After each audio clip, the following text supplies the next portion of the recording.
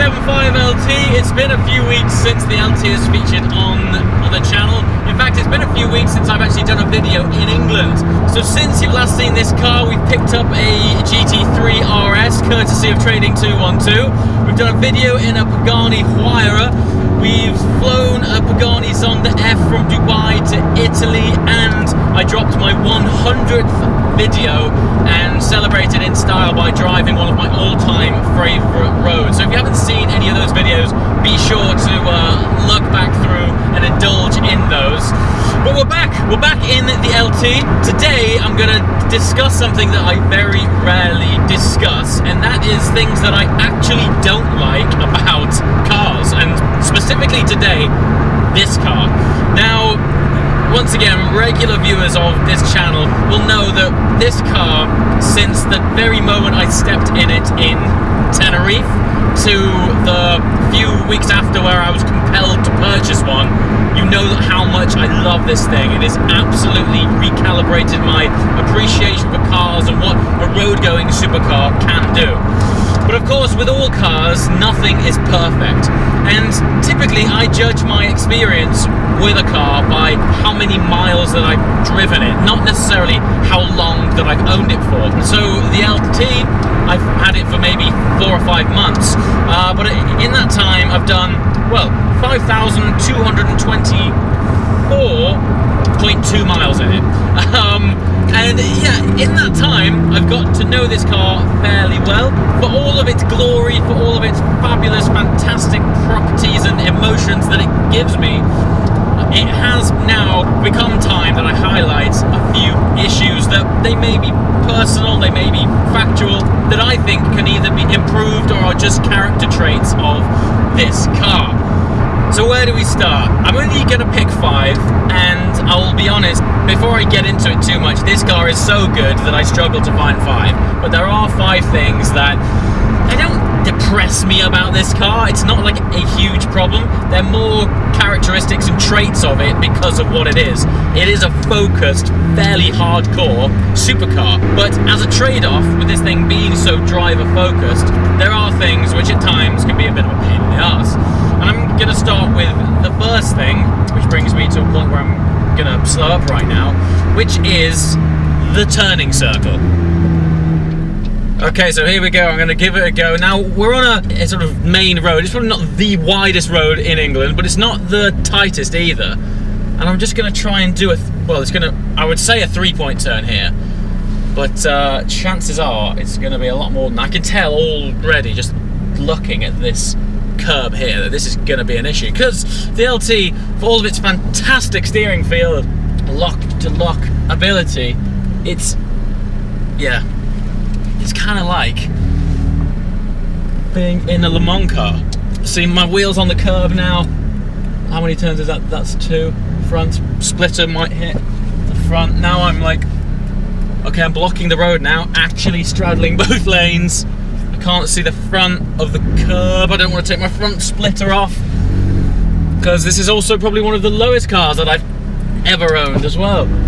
Is that gonna... Nope. Yeah.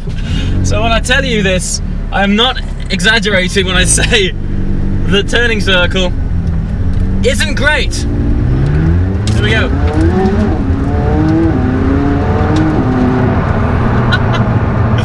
Yeah, so as you can see, when you're in situations where you might have to make something like a 3-point turn, that scene from Austin Powers comes to mind.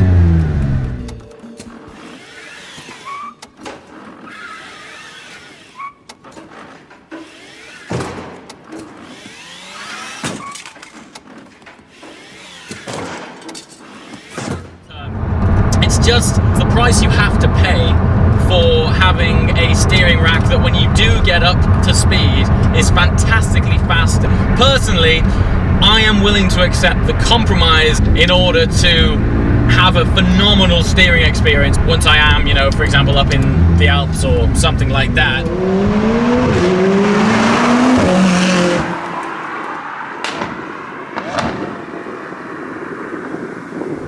So number 2 isn't something that I can demonstrate right now, but I will talk about it.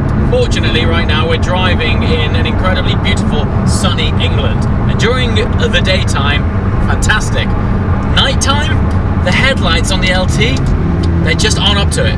When the sun goes down and you're piloting this thing fairly swiftly on a country road, you need the road to be well lit. And I don't know what it is about these headlights. I can't decide if they're not bright enough or if the angle of them isn't right. The projection and trajectory of the beam doesn't project far enough down the road for you to comfortably anticipate what is coming.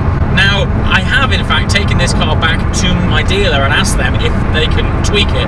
They said they could, but when I got it back, I didn't see much of a change.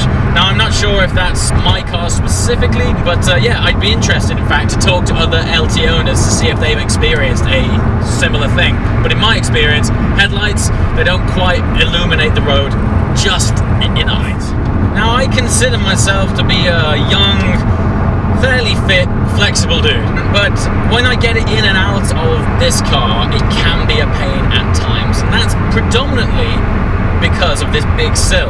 Now, again, with these cons come pros. We are in a phenomenal full carbon tub. The chassis dynamics, the weight of this car, it's all a fantastic thing that is very focused on driving.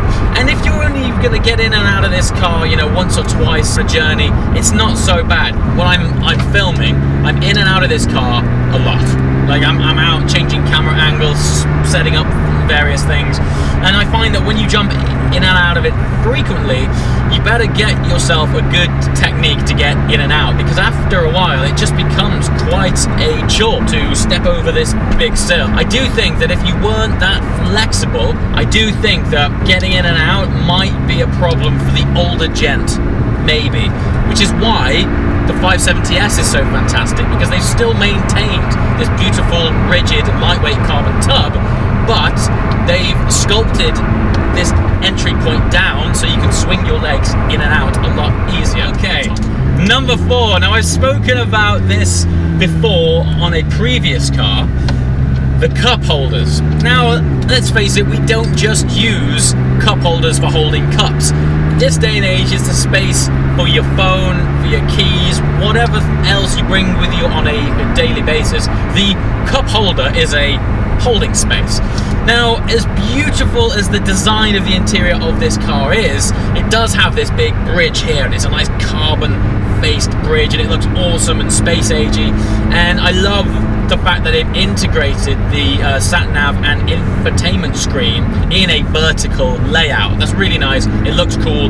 Now, the trade-off for that is the cup holders and the basic sort of handy space is behind and underneath this bridge, which for getting cups in and out, especially if they've got something in them, pain in the ass. All of these things that I've mentioned aren't big problems, but I thought I'd make this video because the more I'm using it, the more these things are starting to come to light. And I thought, you know what, if you watch this channel regularly, all I ever do is sing this thing's praises. Every time I get in it, I'm like, oh my god, this is perfect. And it very nearly is. It very, very nearly is. Final point, 5th and final point, the front axle lift on the 675 LT. Now, first of all, I've seen LTs which haven't been spec'd with the option in the first place, and on a lot of cars I've found that hasn't always been a problem. This is by far the lowest car I have ever owned. It makes a 458 feel like an SUV. Honestly, it is that low that even when the front axle lift does work, there have been times where my front end has still scraped. Now, sometimes that is purely part and parcel of owning a supercar, but most of the time, front axle lifts on other cars these days allow you to get around the majority of scrapes. First thing is, that doesn't always happen with this car because it is so low. Even with the front axle lift up, it does still scrape sometimes. But the most annoying thing of all is the speed of which the front axle lift activates is desperately slow. Sometimes you don't always know when you're going to need to activate this front lift. You'll be driving somewhere which you don't regularly drive, and all of a sudden you'll come across a speed bump or a dip or something, and you need to get this thing on quick. Now, the GT3's axle lift is the fastest in the game. I believe it operates off a compressed air pump. So when you press the button, it just goes straight up, and it's just on. And equally, when you want it to go back down, you press it again, it depletes the air, and it just goes, and the whole car just drops down. Fantastic. The LT, I think, is on a screw thread. Now, McLaren might have done this to save weight, maybe. I don't know what their reason for it is.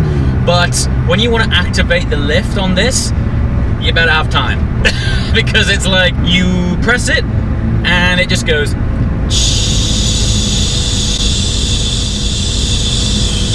like this, and you're waiting, and it's going. Sounds trivial, again.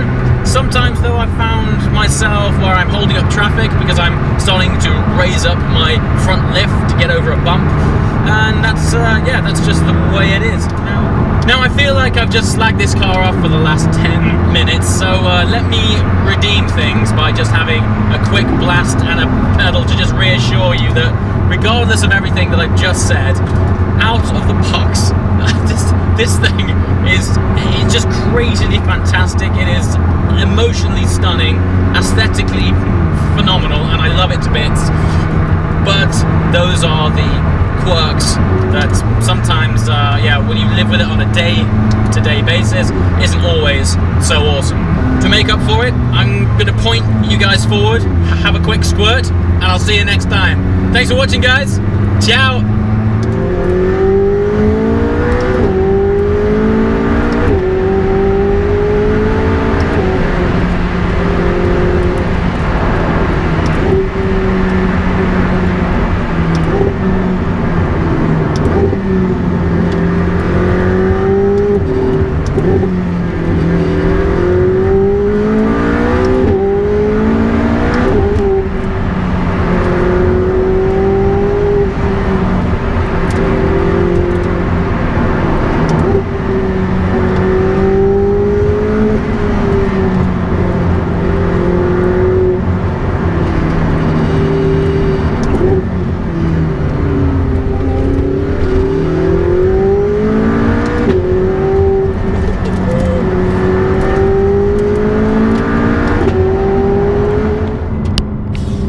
Forget everything I've just said.